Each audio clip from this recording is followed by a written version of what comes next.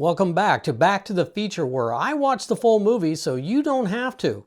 I'm your host Dwayne, and today we're jumping chainsaw first into Army of Darkness from 1992. Sam Raimi directs this horror comedy with Bruce Campbell returning as Ash Williams. We start with Ash giving us the recap of how we got here. He's just a regular schmo working at S-Mart until a trip to the woods goes south. He read some words from the Necronomicon and unleashed evil. The evil came for his girlfriend Linda, and then it came for him. And when the evil got in his hand, it went bad, so he had no choice but to lop it off at the wrist with a chainsaw. Reversing the curse brought lightning, a giant swirling vortex, and lots of screaming.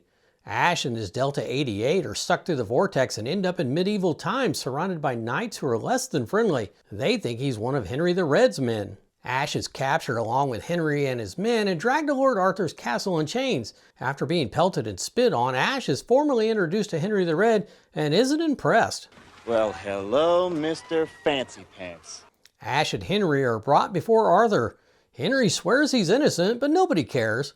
They toss one of his men into the pit, and you hear him scream and then water splashing. There's a moment of silence that's followed by screaming, and then a geyser of blood shoots out. Despite his pleas, Ash is shoved into the pit and lands in the knee-deep, dirty-ass water. A Deadite pops up and challenges him to a game of Punch-Out while the crowd cheers from above. Ash fights back, and then walls of spikes start closing in on him, like he didn't have enough to deal with already. As the spikes get closer, the wise man throws his chainsaw down to him, and in dramatic fashion, Ash leaps straight up and catches the chainsaw perfectly on his stub. He then goes full lumberjack on the Deadite and cuts its head clean off. The Deadite might be dead this time, but the spikes are still closing in. Another Deadite comes out of the wall, but Ash manages to escape the pit at the last second. Now, no one has ever come out of the pit alive, so the crowd steps back in fear.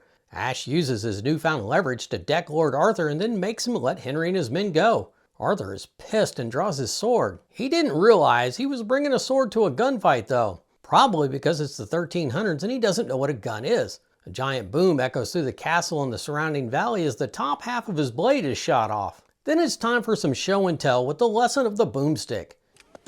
This is my boomstick. Shop smart. Shop S-Mart. Even stuck in medieval times, Ash is still promoting his place of work. Just then the Deadite comes up out of the pit, giving Ash a chance to show off what the boomstick can do. After his display of power, he gets to enjoy some medieval hospitality. He's cleaned up and served food and drinks and gets attention from Sheila, who's clearly impressed. The wise man tells him the only way back home is for him to find and read from the Necronomicon. I think that's what got him in this mess in the first place. Before they could debate how to proceed, they're attacked by a person possessed by the evil. The demon is winning against a room full of people until Ash pulls out the old boomstick. Before he agrees to get the book, he needs a slight upgrade for that poor stub of his. As Sheila watches, the blacksmith helps him build a new mechanical hand. It's shiny, strong, and perfect for cracking jokes and skulls. They even sacrificed a goblet for testing. The next day, Ash is given the instructions for his quest. Follow the path to the cemetery where the book is.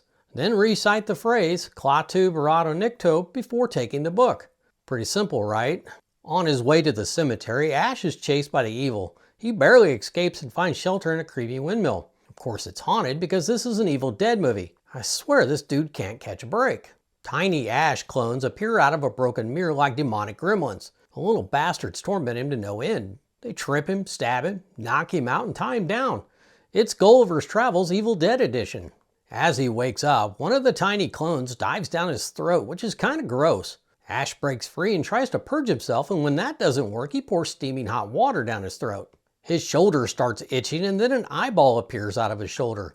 He freaks out and runs outside into the moonlight, where we now see Ash running around with two heads. We get a little nod to the Three Stooges as the two Ashes abuse each other a bit before they split apart into two separate people. The clone introduces himself as Bad Ash and labels original Ash as Good Ash. Well, he's not so good that he won't take his shotgun and shoot Evil Ash right in the face. He's not dead, so Ash cuts him into pieces and buries him alive. At the cemetery, Ash arrives to retrieve the Necronomicon. The only problem is there are three of them. No one said anything about 3 books. He opens the first book and it sucks him inside. He's able to pull himself back out, but it's a bit of a stretch. He goes to pick up the second book only to have it bite down on his hand. So that book's not the right one either. That leaves just 1 book left. Now all he has to do is say the words and then he can be on his way. He says the first 2 words and then gets stuck. This is why you write stuff down, people. Definitely an N-word. Since no one else is there, he tries to trick it.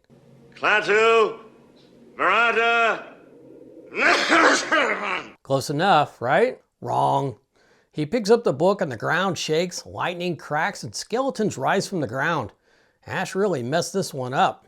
This time around, even the undead skeletons get in on the Three Stooges act against Ash before he finally gets away. A lightning flash hits Evil Ash's grave and he's brought back to life. He may be in one piece again, but he's not looking too hot. Back at the castle, all hell is breaking loose, and the wise man knows something went wrong when Ash returns with the book. Ash screwed up big time, but he still just wants to go home. To the locals, he's just an incompetent coward. The dead have risen and they're not happy. Sheila gets snatched by a flying deadite for extra drama. Ash fails to save her and vows to get her back, which puts him back in hero mode. Meanwhile, Evil Ash rallies a skeleton army to dig up more skeletons. Some of the stuff they say is pretty funny too. I love all of these skeleton scenes as they remind me of the old Sinbad movies. With Sheila captured, it's time for Evil Ash to take a bride, even if it's against her will. At the castle, Ash gears up like a one-man army. He teaches the peasants how to make and use gunpowder and retrofit his Delta 88 into a rolling death machine. Thankfully, Ash kept a lot of crap in his trunk and it's still there.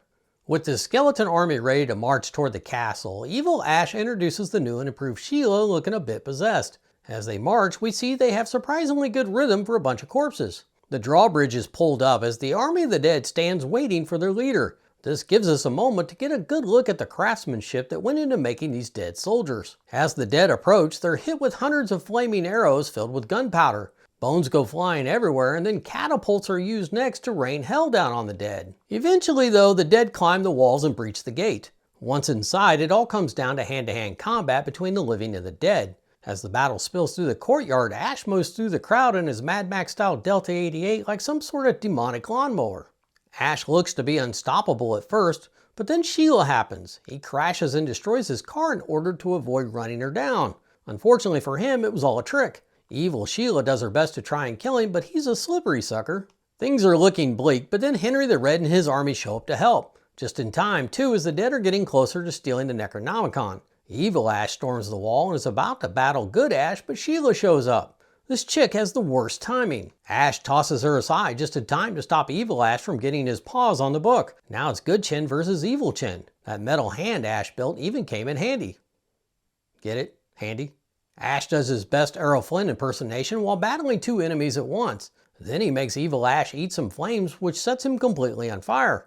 However, all it does is burn him down to the bones and pisses him off. Ash doesn't care if he has his meat sack or not. He still punches him hard enough to make his head spin. Literally, his head spins all the way around. Evil Ash gets a hold of the book and goes after Ash one last time instead of just leaving with it. Ash has dumb luck on his side when Evil Ash jumps onto a bag of gunpowder on the catapult, not realizing the fuse had been lit. With one slick move, Ash cuts his hand off and gets the Necronomicon back. Then he cuts the rope to fire the catapult, sending Evil Ash flying along with the bag of gunpowder. And then boom, problem solved. The book is safe and the remaining Deadites retreat. Ash is their hero after all and even has Sheila back in his arms now that she's no longer possessed. Even Arthur and Henry the Red make peace. Huzzah! The wise man hands him a potion to return home. Just say the words exactly, drink the potion and everything will be fine. He says his goodbyes to Sheila and rides off on his horse. Cut to Ash back at S-Mart. He's telling his co-worker the entire story, and of course he admits he didn't say every single syllable correctly when he recited the words. You would think he would learn from his previous screw-up. When a Deadite shows up in the store, we definitely know he didn't say the words right. Ash doesn't hesitate though. Still in hero mode, he grabs a rifle from behind the counter and starts blasting away. He doesn't even flinch when she threatens, "I'll swallow your soul!" The Deadite finally goes down and once again Ash saved everyone. His co-worker runs into his arms and then he delivers the line of all lines. Hail to the king, baby. The end.